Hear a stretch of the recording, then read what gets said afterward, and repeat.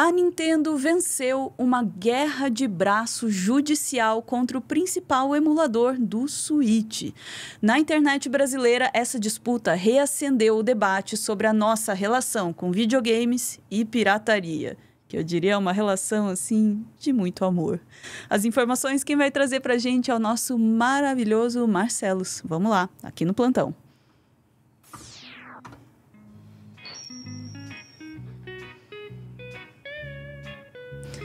Bem-vindo, Marcelos! E aí, como é que é essa história? Nintendo, para variar um pouco, enchendo o saco dos emuladores, né? Pois é, a Nintendo ela tem um histórico bem forte de perseguir quem infringe direitos autorais, né? De maneira bastante agressiva, que não é o padrão. Você pode pensar, uma grande corporação sempre vai perseguir quem está contra os direitos autorais, mas tem exemplos positivos desse tipo de postura, né? A SEGA, por exemplo, quando ela vê um projeto de fãs de algum jogo dela, ela já fez várias vezes a abordagem chegar, vocês querem fazer isso com estrutura, com que dinheiro? massa. Vamos lançar isso direitinho? Pô, SEGA. E a Nintendo não, né? A Nintendo normalmente é na machadada. Ei. Aí eles começaram uma disputa com o emulador, o principal emulador de Switch, que é o Yuzu. Ou Yuzu, fica a critério. Eu sempre falei Yuzu. Que é o emulador mais famoso de Nintendo Switch. E eles venceram essa disputa. Por que eu estou falando entre aspas? Porque a disputa judicial em si ela não foi para frente. Eles entraram em um acordo para encerrar o processo. Que nesse acordo, a Tropic Haze, né, que é responsável pelo emulador, paga para a Nintendo $2.400.000 como uma indenização para, vamos deixar tudo certo, a gente paga, fecha esse acordo, que daria ali algo perto de 12 milhões de reais, troco de bala, né, para a Nintendo, mas não chega nem perto do prejuízo que a Nintendo alega ter tido com o emulador. Qual que é a brecha aí? Porque eu acho que é legal a gente falar também. Emulação, que é um debate que já é bem antigo, não é crime. Tem precedentes... não. Sabia não. Não é. A Sony, ainda nos anos 90, já moveu um processo contra um emulador de PlayStation, que eu não vou me lembrar o nome agora, mas esse caso abriu um precedente, né? E a Sony perdeu esse processo porque o que o emulador fazia era uma engenharia reversa com um código próprio para funcionar como um PlayStation. Então, se a pessoa tinha um CD do jogo, ela colocava no computador e o emulador rodava. Como você não usava nenhum código proprietário da Sony, a emulação em si ela não é um crime. Ela é só um trabalho de programação que faz uma engenharia reversa, que simula o funcionamento de outra máquina. Muito bom. Por que esse de Switch especificamente rodou? Ou eles pensaram, putz, a gente vai ter que dar um passo para trás.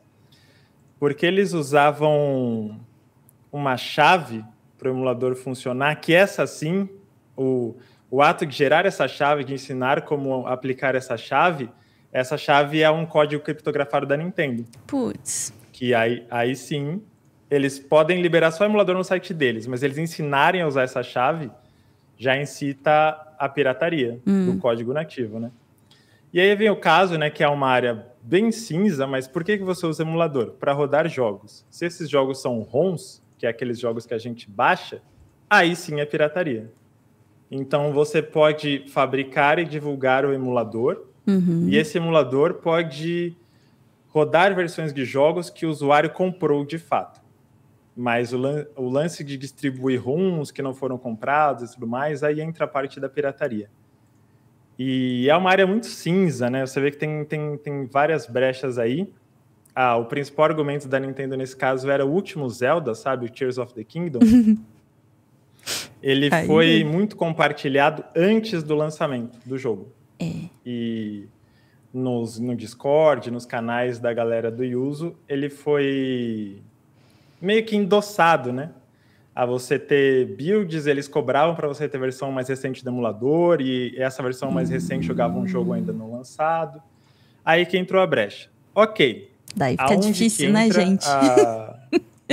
A parte tragicômica aqui. muita gente que é fã da Nintendo, existe todo tipo de fã de videogame, né? Mas tem uma parte muito vocal de nintendistas que são fervorosos defendendo a empresa. Que é uma coisa parte culto, parte torcida de futebol, assim. E várias pessoas na internet comemoraram a queda do Yuzu, que além de pagar a indenização, ele vai deixar de ser distribuído. E muitas pessoas não só comemoraram a queda do emulador, como começaram a tentar coibir o surgimento de outros projetos desse tipo. E aqui a gente vai para o tweet 1, que eu deixei Opa, vamos lá. Que eu deixei o link para a gente ver. Aí. Essa é a figura mais vocal, digamos, dessa história, que é uma conta chamada Nintendo Investidor.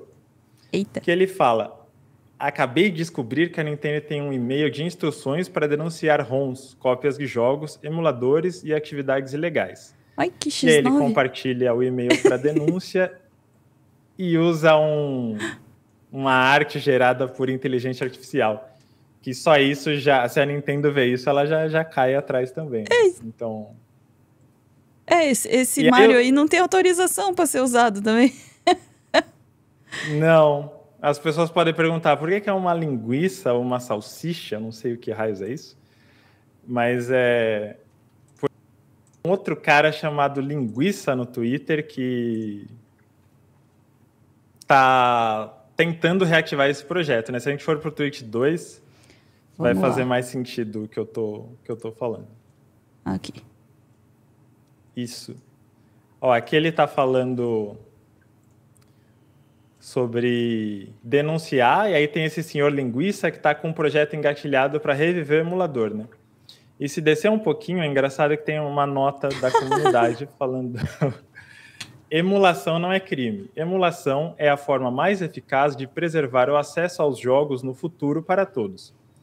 Enquanto empresas tratam seus títulos meramente como produtos, eles também são história. E não há nada que preserve melhor a história de videogames do que a emulação. E entra... Aliás, parabéns pela nota de comunidade aqui, né? E aqui entra outra parte desse debate, né? Porque as pessoas ficam só no mérito de... se você usou um emulador e você está baixando um jogo que você não comprou, você estaria prejudicando a indústria, porque ela depende do dinheiro dos jogadores e tudo mais. E eu acho que tem como você avaliar caso a caso, né? Eu acho que você piratear uma empresa multibilionária como a Nintendo é diferente de você piratear um estúdio independente de 4 pessoas lançando o primeiro jogo na Steam, assim. Mas quando a gente entra nessa questão sobre emulação e sobre ROMs, eu acho que a gente cai muito também na conversa sobre acesso, principalmente no Brasil, né, onde na conversão de valores os consoles todos são mais do que um salário mínimo e cada jogo é por ali algo entre 1/3 ou 1/4 de salário mínimo. E além do acesso, a gente entra nessa parte de preservação histórica, né? Hoje o Switch é um console que está no mercado, com distribuição de jogos aqui e tudo mais. Mas e daqui a 10, 20, 30 anos? Todos esses jogos do Switch vão ser igualmente acessíveis? Se a gente não tiver os emuladores e as ROMs, a gente vai ter o acervo histórico desses jogos? Que é uma questão que a maioria das pessoas não pensa, né? Além da questão de acesso, de pensar, acho que a classe média para cima quer ter essa sensação de exclusividade, né? Não, se você não comprou, você não pode ter acesso, que eu acho um argumento complicado. E aí, para fechar, tem um vídeo de um documentário de 2016, que foi produzido pelo Pedro Falcão no site da Red Bull. O nome desse documentário é Paralelos. E eu separei um trechinho que ele fala sobre essa parte da emulação e da história, que é bem legal. Vamos lá, vamos ouvir. Emuladores são programas de computador que simulam diferentes videogames. Mas e aí? Emulação é pirataria? Se a empresa que vende Nintendinho não está no Brasil, como raios você vai comprar um Nintendinho? Baixe um emulador. Eu não considero que eu estou fazendo algo de errado. Eu estou resgatando um público que não teria acesso a isso. Hoje, a minha gratificação não é nem pelo fato da venda, é ver um cliente satisfeito e falar: poxa, esse jogo eu jogava quando era criança. Se não fosse graças a você ter essa ideia, eu jamais jogaria isso de novo, porque um cartucho é muito caro.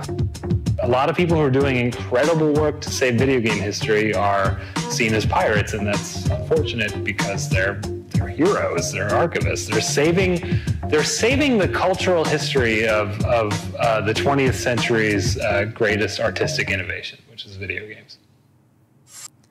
Muito bom. Tá aí. Eu acho que a mensagem que fica... A vitória da Nintendo, né? A vitória parcial da Nintendo sobre o emulador, acho que nem é o mais importante pra gente. Eu acho que o mais importante pra gente é pensar... A vitória da empresa sobre o emulador não é uma vitória sua. E não é uma vitória da cultura dos videogames como um todo. Eu acho que isso é legal da gente refletir. Tem muita coisa aí, né, Marcelo, que se enrosca na questão dos videogames, né? Como um mercado, como uma indústria, mas também como uma produção cultural, assim. Do ponto de vista, assim, de alguém que é das artes visuais, assim, a gente pensar em conservação desse material é inacreditável, assim, que isso fique somente, né, ao interesse do estúdio, né, de preservar ou não. É parte da cultura que se perde, né? Então, esse argumento da conservação, para mim, é fortíssimo. É claro que tem questão econômica aí também. É claro, quando você vê um Zelda recém-lançado, né, super compartilhado e tal, mas, por outro lado, também tem as questões a respeito do acesso à cultura, né, do preço praticado, do acesso em regiões, especialmente, né, regiões como o Brasil, regiões que não são países ricos, né? Então tem muita coisa, é muito mais complicado, né, do que defender ou não defender a Nintendo aí. E por outro lado também tem outra, a vitória, como você bem falou, Marcelo, é parcial, né? Porque, como diria Raul Seixas, você mata uma e vem outra no meu lugar, né? Com certeza. Ainda mais nessa parte contra a cultura e internet, assim. Acho que é enxugar gelo, mas é isso, né? Eles fazem o que eles estão fazendo e os outros fazem o que estão fazendo também. É isso aí. Vamos lá, ficamos por aqui? Ficamos por aqui. Maravilha. Obrigada, Marcelo. E para quem está assistindo a gente ao vivo aí, não vai embora, a gente volta em instantes. Beijos.